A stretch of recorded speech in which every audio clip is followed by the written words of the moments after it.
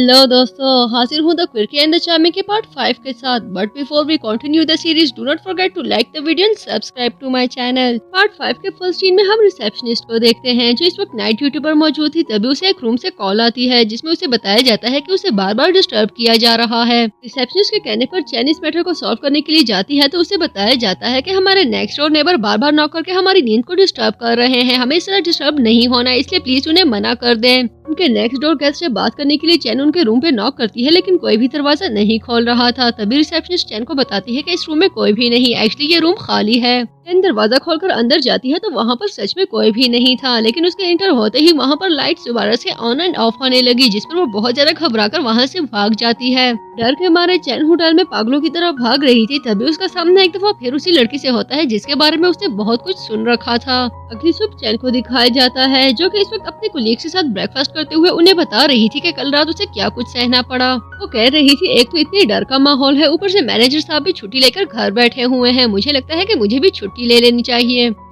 जबकि दूसरी तरफ ये सारी बातें होते होते होटल के पूरे स्टाफ में फैल गई, यहाँ तक कि वहाँ के क्लीनिंग स्टाफ और वहाँ के चौकीदार में भी। इस बात को डिस्कस किया जा रहा था कि एक्चुअली ये होटल एक ग्रेवयार्ड के ऊपर बना हुआ है, तभी यहाँ पर भूत का बहुत ज्यादा कंट्रोल है। अगली सीन में हम लुयान को देखते हैं जिसके मैनेजर उसे युबाई के होटल के बारे में अपडेट्स देते हुए बता रही थी कि वहाँ पर तो बहुत ही पतली हालत चल रही है। इस बात को डिस्कस किया जा रहा है कि ये होटल ग्रेवयार्ड के ऊपर बना हुआ है, लेकिन लुयान डिनाई करते हुए कहने लगी कि ऐसा कुछ भी नहीं है। इनफैक्ट ये होटल इससे पहले एक रेजिडेंशियल बिल्डिंग था जिसको रेनोवेट करके होटल बनाया गया। मैनेजर अपने हाथ में मौजूद बुके को देखते हुए कहने लगी मुझे इसके साथ क्या करना चाहिए, जिस पर वो कहने लगी कि तुम जो चाहे कर सकती हो, लेकिन हाँ पहले ये मुझे दिखाओ, मैं इसके साथ एक पिक्चर लेकर अपने सोशल मीडिया अकाउंट पर पोस्ट करूंगी। सीरीज आगे बढ़ती है तो हम युबाई को देखते हैं जो अपने मैनेजर और ईरान के साथ फ्रेंच गेस्ट के लाई हुई वाइन को टेस्ट कर रहा था जो उसे एक्चुअली काफी अच्छी लगी। ये सब ईरान के रिकमेंडेशन पर हो रहा था। युबाई उसके साथ अपनी डील डन करता है। तभी गेस्ट कहने लगा कि ये सब सिर्फ ईरान की वजह से हुआ है। अगर मुझे ईरान आपके बारे में ना बताती और आपको रिकमेंड ना करती तो शायद मैं कभी भी इस कॉन्ट्रैक्ट को हासिल ना कर पाता।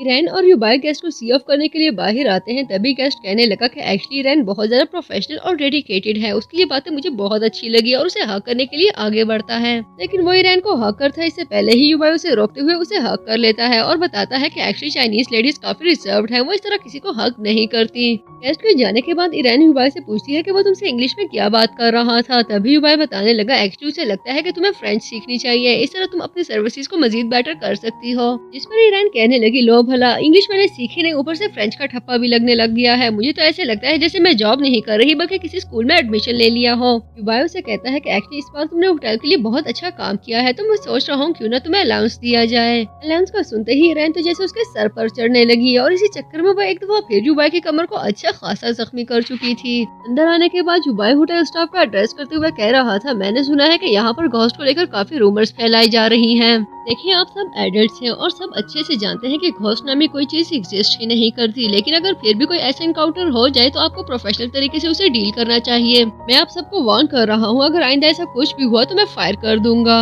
अगले सीन में हम ईरान को देखते हैं जो श्वान के बुलाने पर उसके रूम के बाहर मौजूद थी। श्वान उसे कहने लगा अंदर आओ, मुझे तुम्हें कुछ दिखाना है, लेकिन वो हेजिटेट करते हुए कह रही थी कि मैं इस वक्त ड्यूटी पर हूँ। श्वान इंसिस्ट करते हुए उसे अंदर आने के लिए कहता है। तभी ना चाहते हुए भी ईरान को अंदर जाना पड़ा जहाँ पर श्वान ने काफी सारी तैयारियां कर रखी थी। उसने न सिर्फ कैंडल्स बल्कि बहुत सारी चीजों को हार्ट शेप में अरेंज किया हुआ था और ईरान बहुत ही आसानी से उसका इशारा समझ रही थी, लेकिन अनजान बनते हुए सभी चीजों को खराब करने लगी। हार्ट शेप शेक को देखते ही वो कहने लगी ये बिल्कुल भी अच्छे से कुक नहीं हुआ, मैं किचन में रिपोर्ट करूंगी। केक ट्राई करने के बाद वो कहती है कि ये थोड़ा बहुत बेहतर है। श्वान को समझ नहीं आ रही थी कि उसके इस रिएक्शन पर वो कैसे रिएक्ट करे। जबकि दूसरी तरफ हम युबाई को देखते हैं जो अपने मैनेजर से कह रहा था कि जरा ईरान को बुलाना, जिस पर मैनेजर बताता है कि एक्चुअली वो मिस्टर श्वान के साथ उनके रूम में मौजूद है और ये बात युबाई को बिल्कुल भी अच्छी नहीं लगी। तभी वो बिजली की तरह दौड़ने लगा। कुछ ही देर में युबाई श्वान के रूम के बाहर मौजूद था। वो नॉक करता है लेकिन श्वान उसे अंदर आने की परमिशन नहीं देता। तभी वो जबरदस्ती उसके रूम में घुस गया।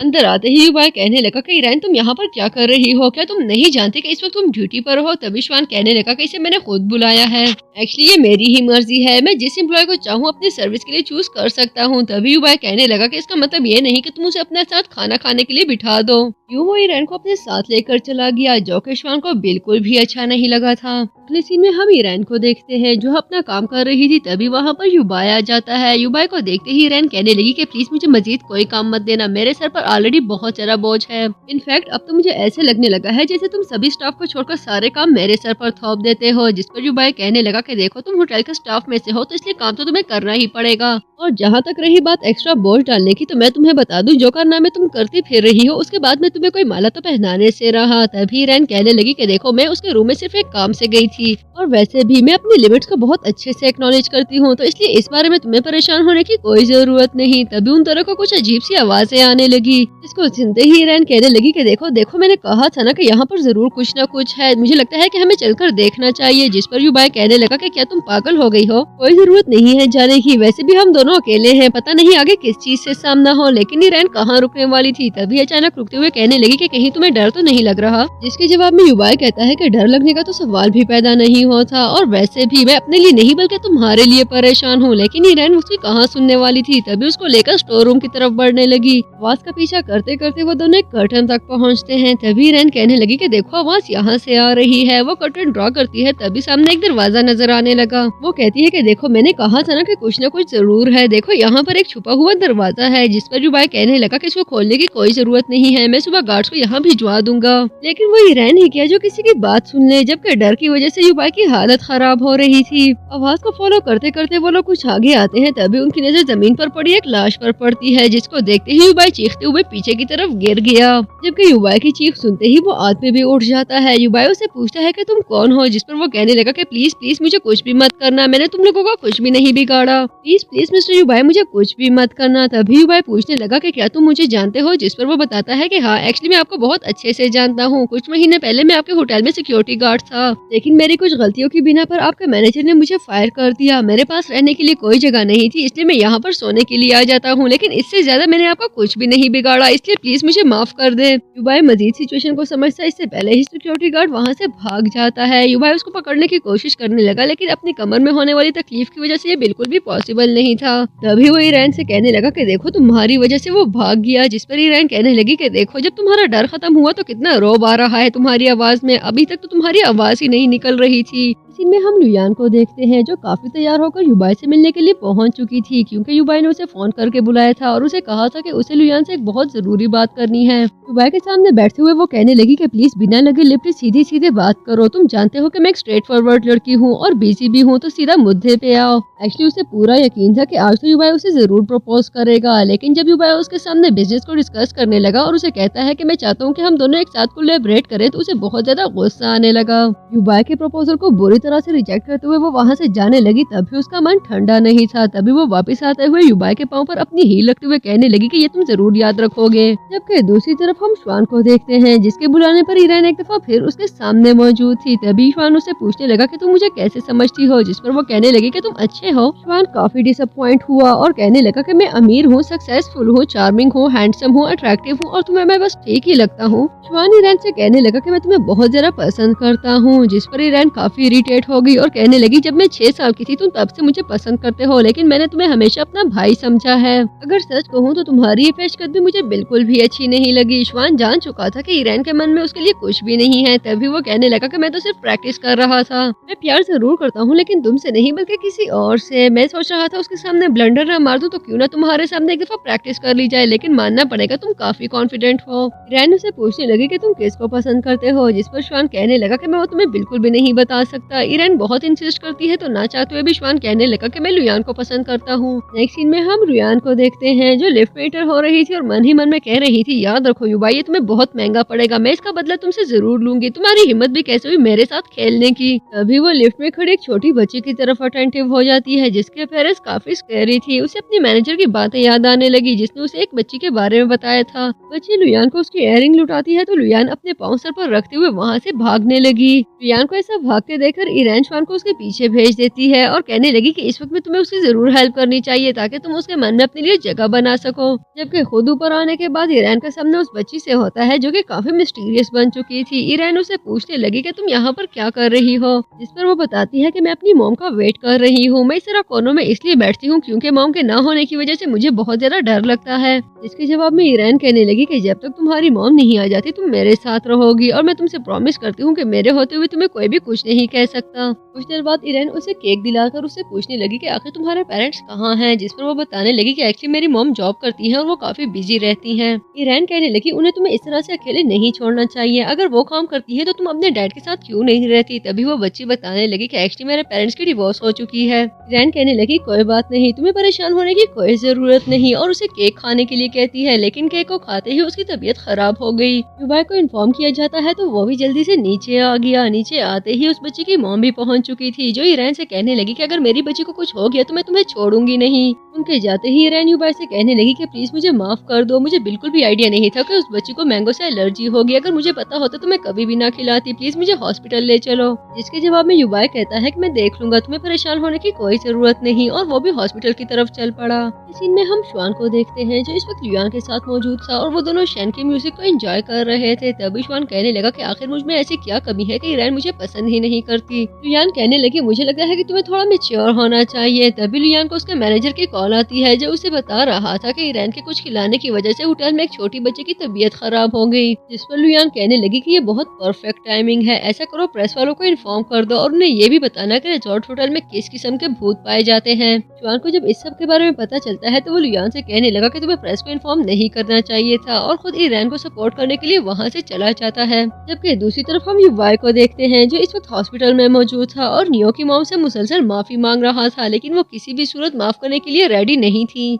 इतने में डॉक्टर बाहर आ गया तो नियो की मॉम उससे नियो के बारे में पूछती है, जिस पर डॉक्टर कहने लगा कि अगर आप लोगों को पता था कि उसको मैंगो से एलर्जी है तो क्या जरूरत थी उसे खिलाने की, लेकिन उसकी तबीयत अब ठीक है, लेकिन हम उसे ऑब्जर्व करेंगे, इसीलिए फिलहाल उसे डिस्चार्ज नहीं किया जा सकता। डॉक्टर के जाने के बाद युवा एक दफा फिर माफी मांगता है, लेकिन नियो की मॉम तो जैसे पत्थर पर लकीर लगा चुकी थी। जबकि दूसरी तरफ हम ईरान को देखते हैं जो इस वक्त काफी ठंड में बाहर बैठी थी। तभी श्वान उसके पास आकर कहने लगा कि देखो जो होना था वो हो चुका है, इस तरह खुद को पनिश मत करो। वो साथ ही ईरान को ऑफर करता है कि अगर उस बच्ची की ट्रीटमेंट के लिए तुम्हें अमाउंट की जरूरत है तो मैं तुम्हें पैसे दे सकता हूँ। जिस पर ईरान कहने लगी कि हर प्रॉब्लम पैसों से सॉल्व नहीं किया जा सकता। श्वान उसे ठंड से बचाने के लिए अपना कोट देता है। तभी ईरान कहने लगी कि काश मैं युबाई की बात समझ जाती, रूल्स और रेगुलेशंस बहुत इंपॉर्टेंट होते हैं, ये बात काश मैं समझ लेती। तभी श्वान कहने लगा कि क्या युबाई की बातें तुम्हारे लिए बहुत इंपॉर्टेंट है। अगले सीन में नियो की मॉम को दिखाया जाता है जो नियो के साथ मौजूद थी, लेकिन नियो उनसे बिल्कुल भी खुश नहीं थी और कहने लगी कि अपने काम के लिए ऑफिस चली जाए, वैसे भी आपकी लाइफ में मेरी कोई इंपॉर्टेंस नहीं है।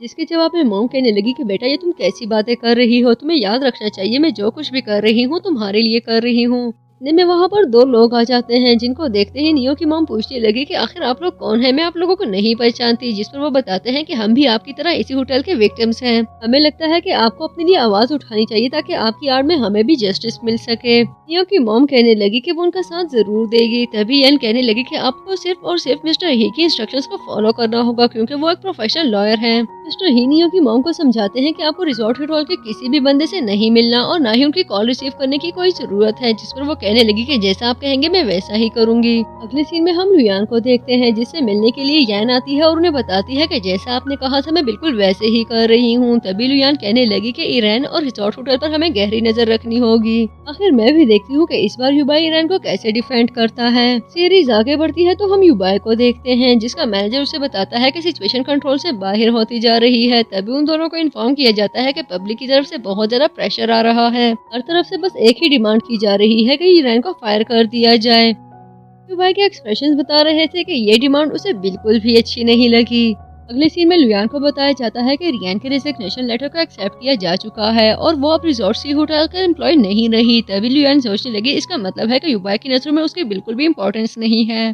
जबकि दूसरी तरफ युबाई नियो से मिलने के लिए हॉस्पिटल पहुंच चुका था, लेकिन उसको देखते ही नियो की मॉम का मूड बुरी तरह से ऑफ होने लगा और वो कहने लगी क्या मैंने तुम्हें बता नहीं दिया था कि मुझे तुमसे या तुम्हारे होटल के किसी भी एम्प्लॉय से नहीं मिलना। युबाई उन्हें वो फोटेज दिखाने की कोशिश करता है जिसमें नियो को केक चूज करते हुए देखा जा सकता है। जिस पर वो आंटी कहने लगी तुम्हें क्या लगता है कि ये सब देखने के बाद मैं तुम्हें थैंक्स कहूंगी कि तुम लोगों ने मेरी बेटी को एक केक दिला दिया था। याद रखो मैं तुम लोगों को सू करूंगी और जब तक कोर्ट से डिसीजन नहीं आ जाता मैं तुम लोगों में से किसी से भी नहीं मिलना चाहती। और युबाई को वहाँ से जाने के लिए कहती है। सिर्फ इतना ही नहीं बल्कि वो युबाई को उसका लाया हुआ गिफ्ट भी वापस करने लगी। जबकि युबाई के जाने के बाद नियो अपनी मॉम को बताती है कि एक्चुअली वो केक मैंने खुद ही चूज किया था और मैं वो खाना चाह रही थी क्योंकि आप मुझे कभी भी मैंगो केक नहीं खाने देती। तभी उसकी मॉम को गुस्सा आने लगा और वो कहती है क्या तुम्हें आइडिया भी है कि सिर्फ तुम्हारी वजह से सब लोग कितनी बड़ी मुश्किल में फंस चुके हैं। तुम्हें बिल्कुल भी आइडिया नहीं कि तुमने कितनी बड़ी गलती कर दी है। ये सारे मिस्टर युबाई से एक्सप्लेन करने के लिए वो उनके पास जाती है और कुछ ही देर में वो युबाई को लेकर वापस आ रही थी। तभी वो कहने लगी कि प्लीज मुझे माफ कर दे, मुझे बिल्कुल भी आइडिया नहीं था कि ये सब मेरी अपनी बेटी की वजह से हुआ है। जिस पर युबाई कहने लगा कि एक्चुअली थोड़ी बहुत गलती हमारी भी है, आपके बिना परमिशन के हमें आपकी बेटी को कुछ भी नहीं खिलाना चाहिए था। वो दोनों नियो को देखने के लिए आते हैं तो दरवाजे के बाहर खड़ा श्वान उन्हें चुप रहने के लिए कहता है। तभी उन्हें नियो और ईरान की कन्वर्सेशन सुनाई देती है। नियो कहने लगी मैं जानती थी कि मुझे ये बिल्कुल भी नहीं खाना चाहिए लेकिन मैंने जानबूझकर खाया। ईरान पूछती है कि आखिर तुमने ऐसा क्यों किया। जिस पर वो बताने लगी कि जब से मॉम और डैड की डिवोर्स हुई है मेरी जिंदगी उजड़ चुकी है। मैंने अपनी सारी जिंदगी अकेले गुजारी है। मैं कितनी दफा मॉम को बता चुकी हूँ कि मुझे उनकी कंपनी चाहिए लेकिन उन्हें एहसास ही नहीं होता। मुझे लगा कि अगर मैं बीमार हो जाऊं तो शायद वो मुझे अटेंशन देना शुरू कर दे। तभी वो एक दफा फिर मिस्टर युबाई से कहने लगी कि मैं बहुत शर्मिंदा हूँ, मैंने आप लोगों को गलत समझा। युबाई के कहने पर वो मिस्टर ही को कॉल करके कहने लगी कि मुझे किसी को भी सू नहीं करना और मैं अपना केस वापस लेती हूँ। जिस पर मिस्टर ही बताता है कि आपकी तरफ से हम बहुत सारे स्टेटमेंट्स दे चुके हैं। जिस पर वो गुस्सा होते हुए कहने लगी तुम्हारी हिम्मत भी कैसी हुई मेरे बिना परमिशन के मेरी तरफ से स्टेटमेंट्स देने की, जबकि मैंने तुम्हें ऐसा कुछ भी करने के लिए नहीं कहा। मैं बिल्कुल भी नहीं जानती थी कि तुम मेरे सिचुएशन से फायदा उठाओगे। अभी के अभी इस केस को खत्म करो, ऐसा ना हो मुझे तुम्हें सू करना पड़ जाए। उनके जाने के बाद युबाई ईरान के पास आकर कहने लगा कि मुझे तुम्हारा रेजिग्नेशन लेटर मिला था लेकिन अगर तुम रूल्स को फॉलो करो तो मैं तुम्हारे इस लेटर को रिजेक्ट कर सकता हूँ। जिस पर वो कहने लगी कि क्या तुम सच में दोबारा से मेरे बॉस बनोगे। युबाई कहने लगा कि हाँ लेकिन सिर्फ तब जब तुम स्ट्रिक्टली हमारे रूल्स और रेगुलेशंस को फॉलो करोगी। अगले सीन में युबाई को दिखाया जाता है जो कि इस वक्त अपने स्टाफ के साथ मीटिंग में था और उनसे कह रहा था कि ईरान ने जो कुछ भी किया उसकी वजह से हमारे होटल की स्टाफ को बहुत नुकसान पहुंचा। भले कि उसकी इंटेंशन अच्छी थी लेकिन इसके बावजूद भी हमारे होटल को लेकर बहुत सारी बातें की गई और इसीलिए उसे सजा के तौर पर उसके इस महीने की बोनस को काट लिया जाएगा। ये सुनते ही वहाँ पर मौजूद स्टाफ जो कि एक बहुत बड़ी पनिशमेंट को एक्सपेक्ट कर रहा था खुलकर अप्रिशिएट करने लगा। लेकिन साथ ही युबाई अनाउंस करता है कि हमारे होटल को इस साल 17% ज्यादा प्रॉफिट मिला है, इसलिए मैंने फैसला किया है कि आप सबको इस महीने डबल बोनस दिया जाए। और सब लोग जानते थे कि वो ये सब सिर्फ ईरान के लिए कर रहा है।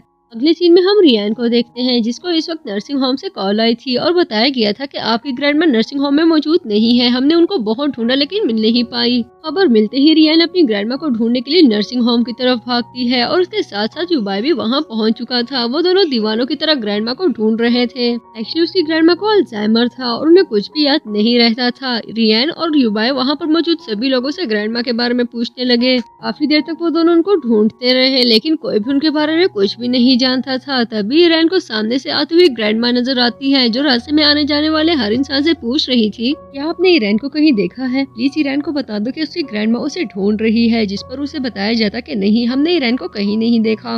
इवन वो ईरान के पास भी आकर पूछ रही थी कि क्या तुमने मेरी बेटी को कहीं देखा है, प्लीज ईरान को बता दो कि उसकी ग्रैंडमा उसे ढूंढ रही है। जिस पर ईरान फूट फूट कर रोने लगी। ईरान उसकी ग्रैंडमा को इस तरह इमोशनल देखकर युबाई को बिल्कुल भी अच्छा नहीं लग रहा था। अगले सीन में ईरान और युबाई दोबारा से ग्रैंडमा को लेकर नर्सिंग होम पहुंच चुके थे। तभी नर्स कहने लगी एक्चुअली मैं खाना लेने गई थी। तभी उन्होंने मौके से फायदा उठाते हुए भाग गई। ईरान उनसे कहने लगी कि प्लीज मेरी ग्रैंडमा का स्पेशल ख्याल रखें। तभी नर्स उसे एक लंच बॉक्स देते हुए कहने लगी कि आपकी ग्रैंडमा आपको ये देने के लिए गई थी इसलिए प्लीज आप ये रख लें। ईरान युबाई के साथ बाहर आती है तो वो लंच बॉक्स खोलकर उसे पता चलता है कि इसमें उसकी फेवरेट डम्पलिंग्स मौजूद हैं। तभी वो युबाई को अपनी ग्रैंडमा के बारे में बताने लगी। युबाई उसके साथ डम्पलिंग्स खा रहा था। तभी वो कहने लगी कि अगर ये तुम्हें पसंद नहीं तो मैं तुम्हारे लिए कुछ और ऑर्डर कर देती हूँ क्योंकि ये काफी ठंडे हो चुके हैं। जिस पर युबाई कहने लगा कि नहीं ये बिल्कुल ठीक है। तभी ईरान कहने लगी कभी कभी मुझे लगता है जैसे ग्रैंडमा सिर्फ डिमेंशिया की एक्टिंग कर रही है क्योंकि अगर उन्हें डिमेंशिया है तो उन्हें कैसे याद है कि मुझे डम्पलिंग्स बहुत पसंद है। क्या तुम जानते हो जब मैं छोटी थी तो ग्रैंडमा हमेशा मेरे लिए डम्पलिंग्स बनाया करती थी। वो डो भी खुद तैयार करती थी और स्टफ भी। हर न्यू ईयर की शाम वो हमारे लिए डम्पलिंग्स जरूर तैयार करती थी जबकि खुद वो सबसे आखिर में खाती थी। जब मैं उनसे कहती थी कि आप आखिर में क्यों खाती हैं तो वो कहने लगी कि मुझे ठंडे पसंद है। ईरान बहुत ज्यादा इमोशनल हो चुकी थी और रोते हुए युबाई से कहने लगी कि अगर ग्रैंडमा को कुछ हो गया तो मैं जी नहीं पाऊंगी। मैं पहले ही बहुत सारे सदमों से गुजर चुकी हूँ, अब मजीद नहीं सह सकती। युबाई उसे कहने लगा, इससे पहले तुमने कभी अपने ग्रैंडमा के बारे में नहीं बताया। जिस पर वो बताती है कि एक्चुअली ये मेरी रियल ग्रैंडमा नहीं है, इन्हें मेरे डैड ने अपने साथ रखा हुआ था क्योंकि इनकी कोई फैमिली नहीं थी, लेकिन इन्होंने हमेशा मुझे बायोलॉजिकल ग्रैंडमा से ज्यादा प्यार दिया है। और साथ ही वो बताने लगी, क्या तुम जानते हो जब मेरे पेरेंट्स की डेथ हो गई और हमारी कोई सोर्स ऑफ इनकम नहीं थी तो मैं और ग्रैंडमा भूख के मारे एक दूसरे को गले लगाकर चीख चीख कर रोते थे। युबाई जो अब तक उसकी बातों को बहुत गौर से सुन रहा था, अब खुद अपने पास्ट में खो चुका था। उसे याद आता है जब उसके डैड उसको आकर लेकर जा रहे थे और वो अपनी मॉम को देखने के लिए रो रहा था, लेकिन डैड उसे रोने से मना करते हुए कहने लगे कि अब से तुम्हें स्ट्रॉन्ग बनना होगा और अपनी मॉम को भूल जाओ तो ज्यादा बेटर है। सीन शिफ्ट होता है तो हम ईरान को देखते हैं जिसकी आंख खुलती है तो वो इस वक्त युबाई के रूम में मौजूद थी, जो कि उसे काफी अजीब लगा। वो बाहर निकलने लगी तभी वहाँ पर युबाई आ जाता है, लेकिन वो चली गई। अपना यूनिफॉर्म पहनने के बाद ईरान नीचे आती है तभी उसके सभी कोलीग्स उसे तंग करते हुए उसके सामने खड़े होकर एक दूसरे से कहने लगी कि तुम इससे पूछो, जिस पर वो कहती है कि नहीं नहीं तुम पूछो, मैं उसे कैसे पूछ सकती हूँ। काफी इरिटेट होने के बाद ईरान कहने लगी कि अगर तुम लोगों को कुछ पूछना है तो पूछ लो, इस तरह मुझे इरिटेट मत करो। तभी वो सब पूछने लगी कि आखिर तुम्हारे और युबाई के बीच में क्या चल रहा है। इसके जवाब में ईरान कहने लगी कि वो मेरे सुपीरियर हैं और मैं उनकी सबऑर्डिनेट, इससे ज्यादा हमारे बीच में कुछ भी नहीं चल रहा। तभी रिसेप्शनिस्ट कहने लगी, तो फिर तुम कल रात उनके रूम में क्या कर रही थी? ईरान कहने लगी, हाँ कल रात मैं उनके रूम में थी, लेकिन मेरे और उनके बीच में ऐसा कुछ भी नहीं है। जिस पर रिसेप्शनिस्ट कहने लगी, क्या तुम्हें जरा भी आइडिया है कि कल तुम होटल किस हालत में आई थी? ईरान को रियलाइज होता है कि कल रात उसने कुछ ज्यादा ही ड्रिंक कर ली थी। होटल स्टाफ ईरान को बताता है कि कल रात जब तुम होटल आई तो तुम्हारी हालत काफी खराब थी। युबाई ने बहुत मुश्किलों से तुम्हें संभाला हुआ था। वो तुम्हें तुम्हारे रूम में भेजना चाहते थे, लेकिन तुम्हारी जिद थी कि तुम उन्हीं के रूम में रहोगी और साथ ही उन्हें कह रही थी कि मुझे अच्छे से सर्व करो क्योंकि मैं तुम्हारी गेस्ट हूँ।